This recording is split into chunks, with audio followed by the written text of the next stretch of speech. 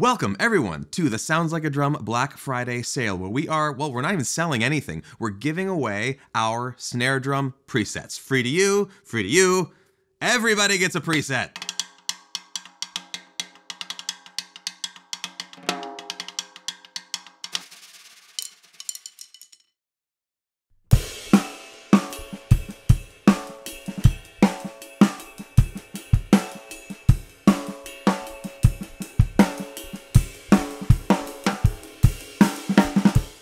Sometimes when we lead with something like that here, we're joking, but today's actually not a joke. We're going to be giving you DrumDial numbers. We're going to be giving you frequencies for your TuneBot. We're going to be giving you notes if you want to tune with a pitch pipe. Whatever you've got, we're going to roll out all of it. What we're going to do today is start with our trusty Acrolite. I've tuned it up so that it makes my ears happy. Ben says it sounds good in the mic. So we're going to get the numbers, we're going to get the frequencies, all that stuff. And then we're going to apply this to a couple of other drums and basically see what we get. Without further ado, let's hear this Acrolite as it sits today.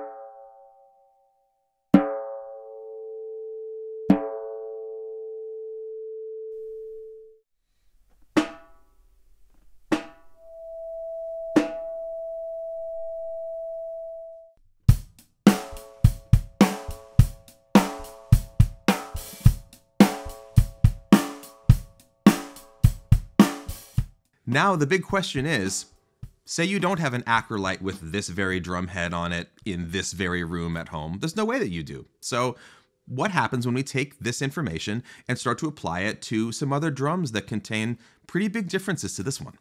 Like this drum, for instance. Lots of variables here, different kind of hoops, different number of lugs, different shell material, almost the same dimensions.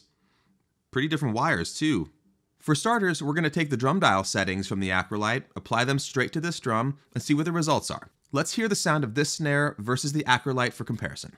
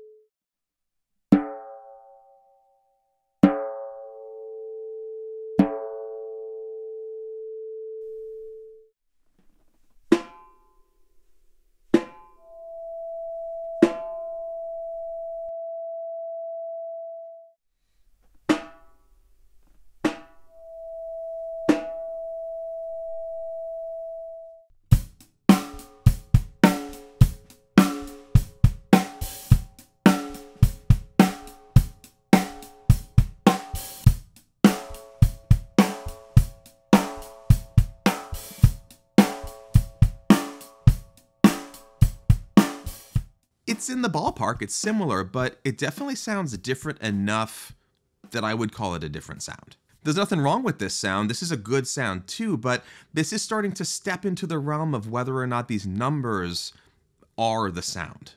Let's not get too hung up on this, let's give these numbers the benefit of the doubt. Let's try this on another drum that has a wholly different set of variables. Like maybe this one.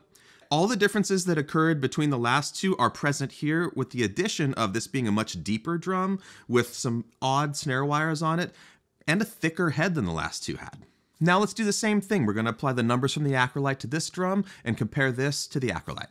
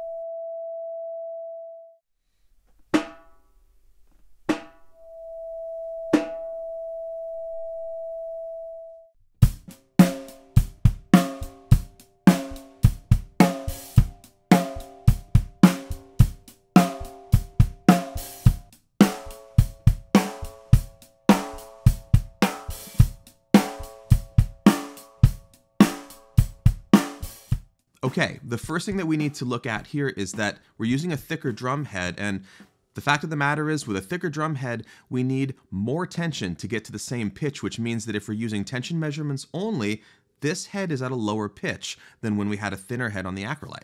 This is the fundamental challenge of going off of tension numbers alone when we don't necessarily know what kinds of heads are being used on that drum. Not to mention the state of them as well, because as they get worn out, they start to behave in odd ways as well. This takes us to the conversation of just how many variables we can even account for here. The big one, the very big elephant in the room being the room.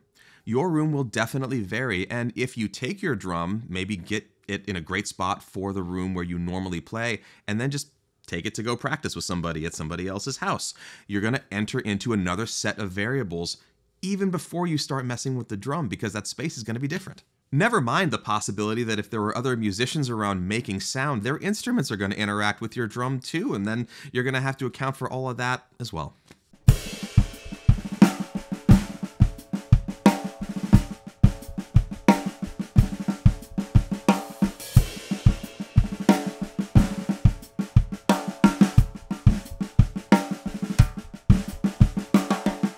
All right, let's take a moment. Let's put away the DrumDial for a sec. There's nothing wrong with any of the sounds that we made here, but they're not exactly the same. So let's step away from tension numbers and let's go after the original frequencies of the first drum and apply that to the other ones.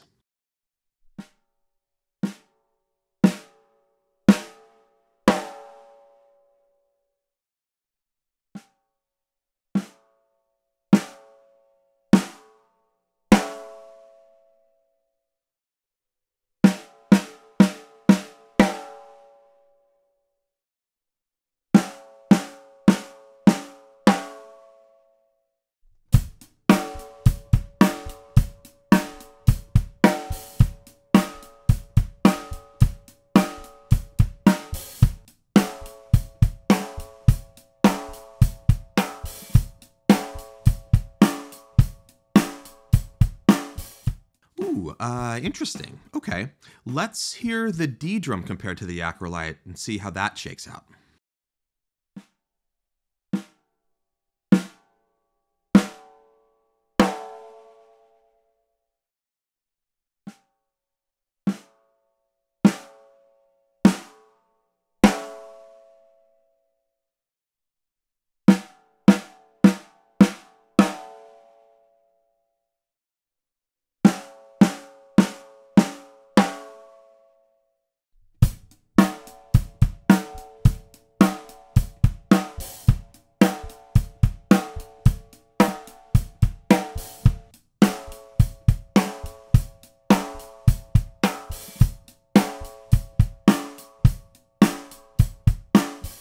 Just to satisfy curiosity, let's hear the D drum and the Pearl back to back, and then we'll listen to the Acrolite after those.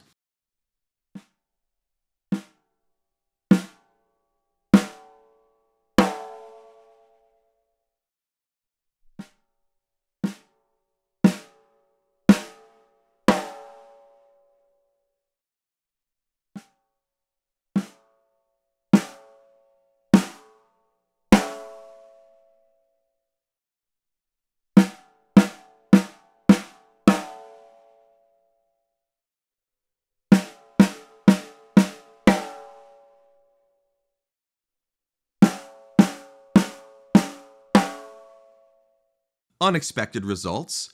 The D drum and the Pearl sound more similar than either of them do to the Acrolite, which frankly we weren't expecting, but goes to exactly what we're trying to say with this information, which is that the sound and these measurements aren't exactly associated because there are so many other variables inherent in tuning up a drum. If we want to get after mimicking a sound or just generating a sound that we have in our heads, we definitely need to be thinking in terms of the sound.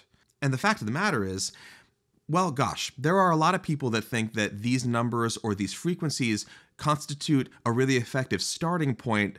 This is how they justify needing them. But the thing is, if you can get from the starting point to the sound that's making you happy, then why did you need the starting point in the first place? Because you're changing it anyhow. If you can recognize a sound by hearing it, and you have a drum in front of you, you're better off taking all the other possible roadmap things out of it and just using your ears to get there. Because at the end of the day, if you start to think about other ways to gauge if you're in a good spot, it's taking us out of thinking about the sound and listening to the thing to get where we're trying to go.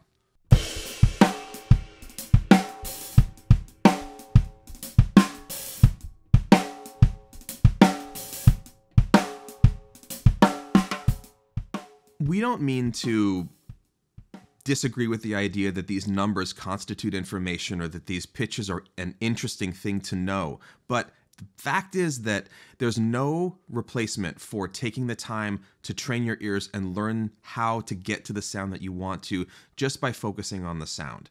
The expectation that you can get handed numbers, or that you can get handed frequency numbers even, and that's going to hand you a shortcut to a sound that you want, is just patently not possible. It may hand you a cool sound, and that's great. We made some cool sounds today. None of them sounded exactly the same, but they were all pretty good.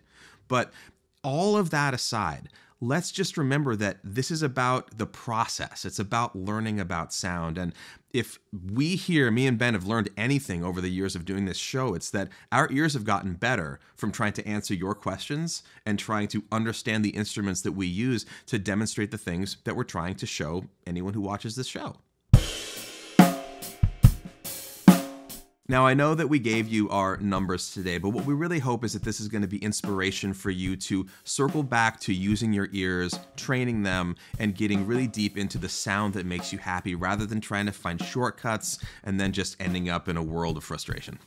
The real shortcut is to just use your ears, because at the end of the day, that's the only way to account for all the variables that you are experiencing with your drum where you are.